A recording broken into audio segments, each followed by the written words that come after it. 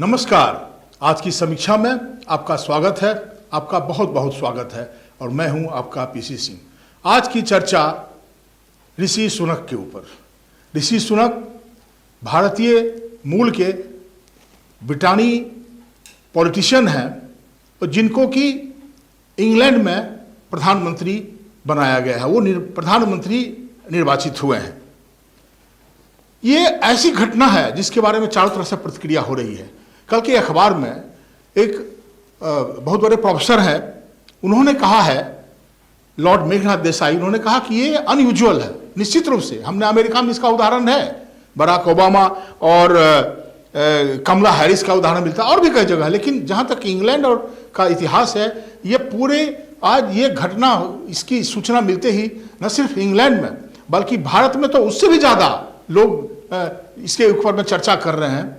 लेकिन मैं जिस चीज की ओर आपका ध्यान आकर्षित करने का कोशिश कर रहा हूं कि वो ऐसा नहीं है कि वो 40 वर्ष के में प्रधानमंत्री बन गए इंग्लैंड के और वो नॉन वाइट प्रधानमंत्री बने हैं, ये महत्वपूर्ण नहीं है। सबसे महत्वपूर्ण बात जो ये है कि वो इंग्लैंड जहां पे ये बात कहा जाता था, जब हम लोग कि हाँ हमारे पूर्वज आज़ादी की लड़ाई लड़ रहे थे, तो वो इस बात को किस तरह से अपने रूल को, अपने ब्रिटिश हुकूमत को जायज़ ठहराते थे। वो कहते थे कि ये जो गोरे, जो गैर गोरे लोग हैं, जो काले लोग हैं, उसमें भारत भी शामिल था, कि इनमें वो अभी क्षमता नहीं है और ये जो अंग्रेज हैं, जो जिनको कि सफ़ेद चमड़ी वाले लोग, ये उनकी जिम्मेवारी है कि उनको वो सिविलाइज करें और वो जब उस मुकाम पर पहुंचेंगे तब उनको आज़ादी देने की बात हो सकती है। ये बात में बड़े से बड़े रुडियार्ड किपलिंग से लेकर के जब मिल्स तक भी इस बात को कहते थे।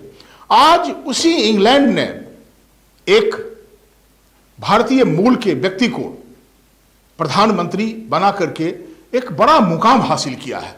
ये अपने आप में सबसे जो महत्वपूर्ण बात वो ये है कि जिसको अंग्रेज कहा करते थे कि तुमको यहां पर प्रशासन नहीं चला पाओगे आप, आज इंग्लैंड के सबसे बड़े पद पर यह भारतीय मूल का व्यक्ति विराजमान हो गया है। ऋषि सुनक के बारे में थोड़ी और जानकारी, ज्यादा नहीं। सबसे पहले तो एक और भी पक्ष है कि वो किस तरह से नारायण मूर्ति के, जो बहुत बड़े धनाढ्य हैं, अंतर्राष्ट्रीय ख्याति का नाम है इन्फोसिस के चलते उनके वो दामाद हैं। और जहां तक उनका इकोनॉमिक स्टैंडिंग का सवाल है, जो उनकी आर्थिक स्थिति है, कहा जा रहा है कि इंग्लैंड के क्वीन और किंग से भी ज्यादा उनके पास अपार दौलत है। लेकिन मैं इस बात को महत्वपूर्ण नहीं मानता हूं। उनकी सबसे बड़ी जो उपलब्धि है, और मैं इसको इंग्लैंड की भी उपलब्धि मानूंगा, कि उसने इतिहास के चक्र को उलट करके रख दिया है। जिस बात को वो कहा करता था, आज उसी रास्ते पर। तो यह बहुत बड़ा फैसला है इंग्लैंड को, और इससे दुनिया के बाकी लोगों को भी सीख लेने की जरूरत है। अब हम देखते हैं कि इंग्लैंड में तो यह घटना घट रही है, हमारे यहां क्या हो रहा है, जहां पर उल्टी गंगा बह रही है और इसमें सब के सब शामिल हैं।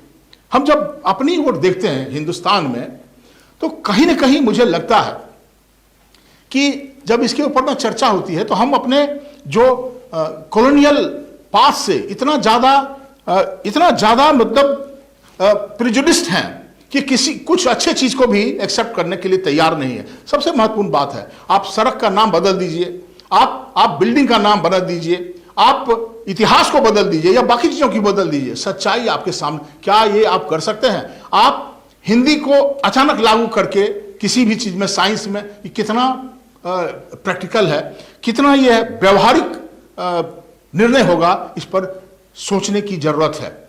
और जब हम इसके बारे में सोचते हैं तो कहा जाता है ना कि जब आपको तैरने नहीं आता है तो स्विमिंग पूल में नहीं उतरना चाहिए। जब किसी बातों की, अंग्रेजी को छोड़ दीजिए, हम अपनी भाषा में सब चीज को करें, तो हमारे दिमाग में कहीं कहीं डीकोलोनाइजेशन की जो बात है, एंटी ब्रिटिश, एंटी इंग्लिश भावना है। इसमें कोई दो मत नहीं कि हमको अपने संस्कृति को, अपनी भाषा को, अपनी परंपरा को बचा के रखना, ये हमारी जिम्मेवारी है। और अगर हम अपनी संस्कृति को बचा करके नहीं रख पाए, अपनी भाषा को अक्षुण्ण करके नहीं रख पाए, तो हम खुद भी नहीं बच पाएंगे। तो लेकिन इसके ऊपर प्रैक्टिकल होकर सोचने की बात है। हम अपना कंपैरिजन चाइना और जापान से नहीं कर सकते हैं। हमारे यहाँ से जब से लॉर्ड मैकाले ने अंग्रेजी को थोपा है, तब से हमारे मतलब नस में, हमारे खून में ये अंग्रेजियत है। तो इसके लिए एक सार्थक और एक प्रैक्टिकल कदम उठाने की जरूरत है। हम अगर हम इसको ऐसे ही अंधाधुंध दौड़ने लगे मैदान में तो हमको गिर सकते हैं औंधे मुंह। तो ये एक तो सबसे बड़ी बात है जो आज कल चारों तरफ जो इस पर माहौल बन रहा है उस पर मैं ज्यादा टिप्पणी नहीं करना चाहता हूं। और इसमें मैंने जिसे कहा कि हमारी जो सरकार है केंद्र में, सिर्फ ये आज जो हो रहा हमारे देश में वोट की जो राजनीति हो रही है उसमें सब शामिल है। मैं आप हम कोई सिर्फ बीजेपी की तरफ उंगली नहीं उठा सकते हैं। अब देखिए कांग्रेस के तरफ मैं आपका इशारा करना चाहता हूं। कल एक वक्तव्य में जो कांग्रेस के बड़े नेता हैं पी चिदंबरम और शशि थरूर ने कहा कि यह बहुत बड़ा कदम है, ऋषि सुनक का बनना प्रधानमंत्री इंग्लैंड के लिए बड़ा कदम है, हमको भी इस तरह का कदम उठाना चाहिए, हिंदुस्तान में भी माइनॉरिटी का प्रधानमंत्री होना चाहिए। देखिए मामला तो भेद था लेकिन उनका कहना क्या था यह स्पष्ट था। आज कई अखबारों में इसके ऊपर मैंने चर्चा देखा। कांग्रेस ने इस पर ऐतराज जताया है।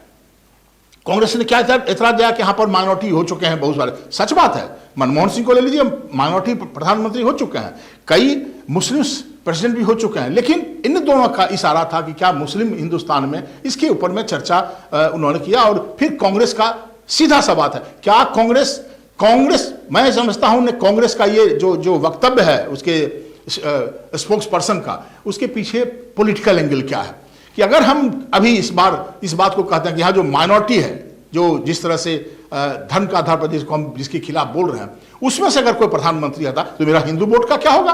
तो मैं कहने का कोशिश ये कर रहा हूं कि हमको अपना दिमाग साफ करना होगा और हम अगर आगे बढ़ते हैं। देखिए मैं अतीत में आपको ले जाने का कोशिश कर रहा हूं। इस सवाल पे गांधी और टैगोर में भयंकर विवाद हुआ है, खूब डिबेट हुआ है, लेकिन वह हेल्दी डिबेट हुआ है।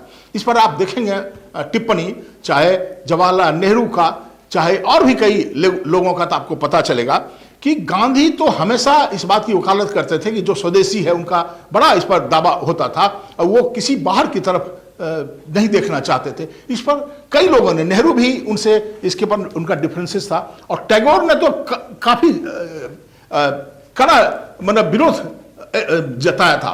और उस पर जब हुई है तो गांधी जी को भी अंत में मानना पड़ा कि हम अपने दरवाजे और खिड़की खोल कर रखना चाहते हैं, लेकिन बाहर से आने वाले अंधर और तूफान के चलते ऐसा नहीं हो जाए, हम इतना भी बाहर के तूफान और हवा को ग्रहण कर लें कि मेरा पैर ही जमीन पर से खिसक जाए। तो इस गांधी का जो ये संदेश है इस पर सोचने की जरूरत है। और अगर हम ये इस बात को इतराज करते हैं बिना किसी के किसी के प्रति ईर्ष्या, द्वेष और घृणा को लेकर, अगर हम देश को आगे बढ़ाने के लिए सच्चा कदम उठाते हैं और हम सबको लेकर चलते हैं तो शायद दुनिया में हमारा मान और सम्मान बढ़ेगा और हम दुनिया के बाकी देशों के साथ भी कदम से कदम मिला के चल पाएंगे। तो इन्हीं चंद बातों के साथ आज मैं आपसे इजाजत लेता हूं और जब कल फिर मिलूंगा तब फिर किसी और नई मुद्दे के ऊपर आपसे हम बात करेंगे। धन्यवाद।